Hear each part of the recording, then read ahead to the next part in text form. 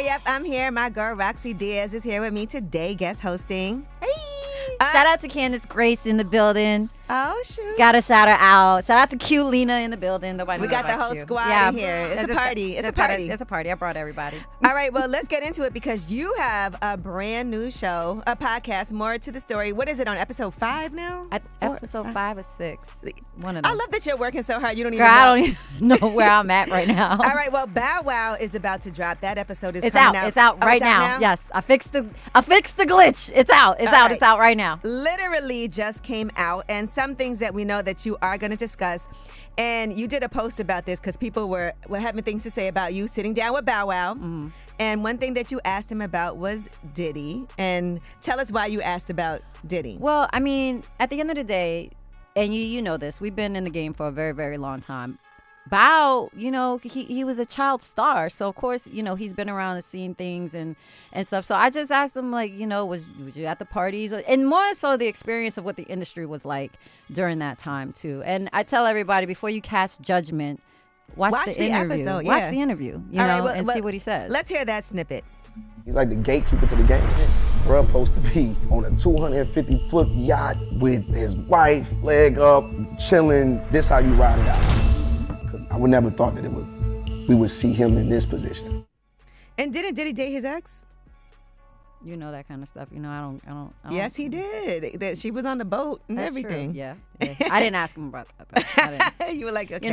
At the end of the day, the industry starts getting incestuous regardless, period. So watch the interview. That's all I can say. Another thing you talked to him about was because you guys both hosted 106 in Park. Mm-hmm. And you told He was him, actually my idea. Oh, it was your idea to bring it. I remember I ruined 106 in Park.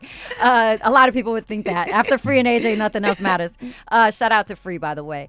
When Stephen Hill, who was the boss at the time, when we found out that Terrence and I weren't going to continue the show, I was like, well, why don't you have Mr. 106 in Park host 106 in Park? Makes sense. And at that time, it was like, it seemed far-fetched because Bow Wow was like everywhere, and it was like, would he even have time to do a 365?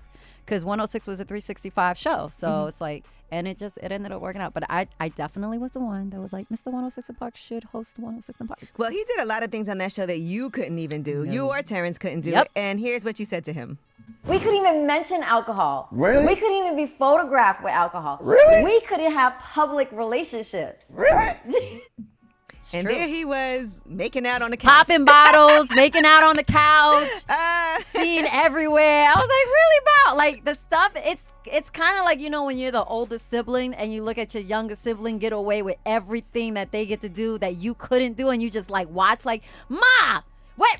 I mean, how can wait? But you know what it is? When you and Terrence did that show, y'all auditioned and you got picked out of, as you pointed out on your podcast, because Chantel was on there with you, and she was like, give yourself some credit, because it was lines of people auditioning. Slept outside. Like thousands of people, and you got chosen. Bow Wow came there who he was already. So it's a different type of edge, I guess, when you have leverage like that. Well, it wasn't that. The audience was getting younger. Mm-hmm.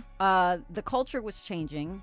And at the time when Terrence and I hosted 106 in Park, there was a level of integrity, and we believed that we were mentors and we were, heavily influencing the younger generation. So we had a lot of weight on our shoulders, and we had to be straight arrow. Well, now we have TikTok, so there's no worries. Do what you want. And now it's gone to hell. Do what you want. It's gone to hell. All right, well, that is your Yeezy. We're going to talk more about this when we come back, because, since you did shout out Free, she did do a post the other day. We're going to talk about that. But in the meantime, about last night, 800-292-5150.